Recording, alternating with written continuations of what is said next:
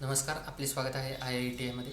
तर या लेक्चरमध्ये किंवा या व्हिडिओमध्ये आपण आता बघणार आहे की व्हॉट इज ॲटोमेशन. ॲटोमेशन म्हणजे नेमकं काय आणि याच्यामध्ये काय काय पार्ट्स असतात आणि काय काय लर्निंग आपण केलं पाहिजे, काय काय गोष्टी असतात, तर त्याचा एक ओव्हरव्ह्यू आपण बघणार आहे. तर इंडस्ट्रियल ॲटोमेशन म्हणजे काय, त्याचं थोडक्यात आपण सगळा ओव्हरव्ह्यू बघणार आहे. तर इंडस्ट्रियल ॲटोमेशनची डेफिनेशन मी इथं घेतलेली, ठीक आहे.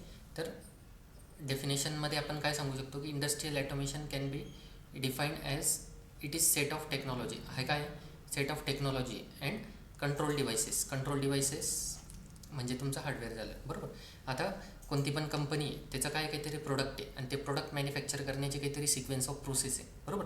आता त्या प्रोसेसला आपल्याला काय करायचं आहे, ॲटोमॅटिक करायचं आहे. आता पहिले काय करायची प्रोसेस, एक ऑपरेशन होतं, त्याच्यावर 10 माणसं होते, बरोबर.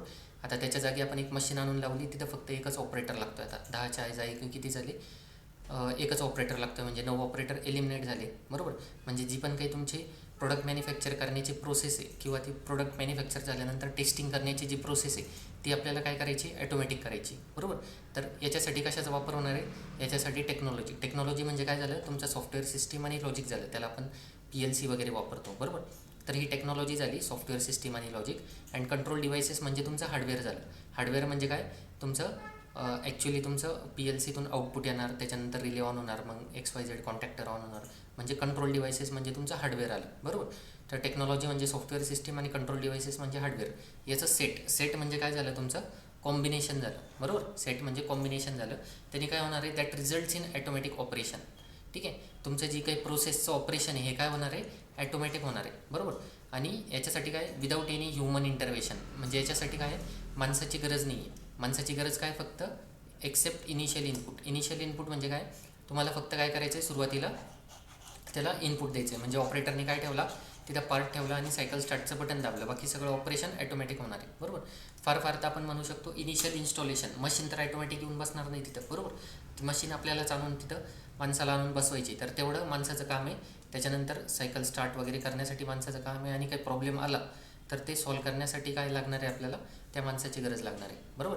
त्याच्यानंतर याचे ॲडव्हान्टेजेस काय काय ॲटोमेशनचे. ॲटोमेशनचे ॲडव्हान्टेजेस जर आपण बघितले तर त्याच्यामुळे तुमचं प्रोडक्शन रेट इन्क्रीज होणार आहे, प्रोडक्टिव्हिटी वाढणार आहे, प्रोडक्टची ॲक्युरेसी वाढणार आहे, मॅन्युफॅक्चरिंग कॉस्ट लो होणार आहे, बरोबर. पहिले 10 ऑपरेटर लागायचे, आता एकच लागतो. 9 ऑपरेटरची कॉस्ट मिनिमाइज झाली, बरोबर, ठीक आहे. तर हे काय झाले, सगळे याचे ॲडव्हान्टेजेस झाले, म्हणजे फायदे झाले. आणि फायदे भरपूर आहेत, तुम्ही अगिन्यात फायदे तुम्ही तुमचे मांडा, विचार करू शकता. आता याच्यात जेवढे आहेत तेवढे फायदे आपण लमसम मी घेतलेले. आता याच्यामध्ये डिसॲडव्हान्टेजेस पण ॲटोमेशनचे काय आहेत. डिसॲडव्हान्टेजेस म्हणजे तुमचं इनिशियल इन्व्हेस्टमेंट जी ही हाय, म्हणजे एखादी मशीन परचेस करण्यासाठी तुम्हाला इनिशियल इन्व्हेस्टमेंट खूप करावं लागते, बरोबर. पण ती कंपनीचं काय आहे, तुमचं 2-3 वर्षामध्ये ती रिटर्न ऑफ इन्व्हेस्टमेंट भेटून जाते, त्याच्यामुळे करतात. पण स्मॉल मीडियम स्केलच्या लोकांना विचार करावा लागतो की बाबा ही इन्व्हेस्टमेंट मी एवढी केल्यानंतर याचं मला रिटर्न ऑफ इन्व्हेस्टमेंट किती वर्षांनी भेटणार आहे. त्याला जर फार वेळ लागत असला त्यांना तीनदा विचार करावा लागतो की ॲटोमेशन करायचं का नाही करायचं. म्हणजे हा एक ड्रॉबॅक आहे त्याचा, की तुम्हाला इनिशियल इन्व्हेस्टमेंट जास्त करावं लागते. त्याच्यानंतर त्या मशीनला काही प्रॉब्लेम आला किंवा मशीन डेव्हलप करायची, त्याच्यासाठी काय लागतं आहे, स्किल मॅनपॉवर लागते, बरोबर. तर ते स्किल आपल्याकडं असणं महत्त्वाचं आहे, बरोबर. तर ती स्किल मॅनपॉवर कंपनीला पटकन भेटत नाही, भेटली तरी ती जास्त दिवस टिकत नाही, बरोबर. तर स्किल मॅनपॉवर रिक्वायर्ड आहे, हा पण एक ड्रॉबॅक आहे, डिसॲडव्हान्टेज आहे असं आपण म्हणू शकतो. त्याच्यानंतर याच्यामध्ये अनएम्प्लॉयमेंटचा इशू वाढलेला आहे, ठीक आहे. म्हणजे पहिले 10 ऑपरेटर लागायचे, आता एकच लागतो, म्हणजे 9 ऑपरेटरचं काम कमी झालं. म्हणजे हा काय झाला, एक अनएम्प्लॉयमेंट, म्हणजे लोकांना काम भेटत नाही. तर आपल्याला काय करायचं आहे, आपल्याला असं स्किल डेव्हलप करायचं आहे की ज्याच्यामुळं त्या कंपनीला रिक्वायरमेंट असली पाहिजे आपल्या स्किलची, बरोबर. तर त्यांना आपल्याला काढून टाकताना 3-3 वेळेस विचार करावा लागला पाहिजे की बाबा ह्या माणसाला काढू का नको काढू, बरोबर.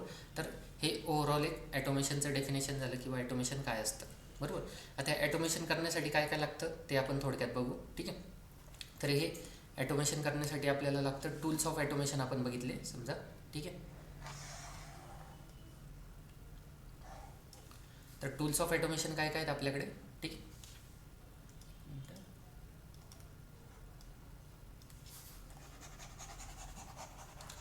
टूल्स ऑफ ॲटोमेशन जर आपण बघितले तर पहिला टूल आहे आपला PLC, ठीक आहे.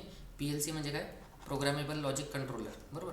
आता हा इथं काही हा जो दिसतोय हा, याला आपण PLC म्हणतो, ठीक आहे. त्याच्यानंतर HMI म्हणजे काय, ह्युमन मशीन इंटरफेस, बरोबर.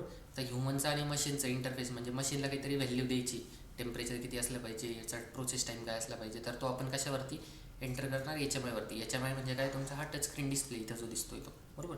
त्याच्यानंतर स्काडा सिस्टीम म्हणजे तुमचा supervisory control and data acquisition, म्हणजे HMIचा मोठा भाऊ आहे ज्याच्यामध्ये आपण सगळा प्लांट वगैरे कंट्रोल करू शकतो, ठीक आहे. तर एक आपण डिटेलमध्ये बघू थोड्या वेळात, ठीक आहे. त्याच्यानंतर VFD असतं. VFD म्हणजे काय, व्हेरिएबल फ्रिक्वेन्सी ड्राईव्ह. हा जो दिसतोय तुम्हाला याला आपण VFD म्हणतो, जो की मोटरची स्पीड कमी जास्त करण्यासाठी, कोणती पण मशीन आली त्याच्यामध्ये मोटर येते, मग मोटरची स्पीड जर कमी जास्त करायची असलं तर आपल्याला VFD पिक्चरमध्ये आणावं लागतं, ठीक आहे. त्याच्यानंतर सर्वो मोटर अँड सर्वो ड्राईव्ह, बरोबर. इथं सर्वो मोटर दिसतोय आणि हा सर्वो ड्राईव्ह दिसतोय.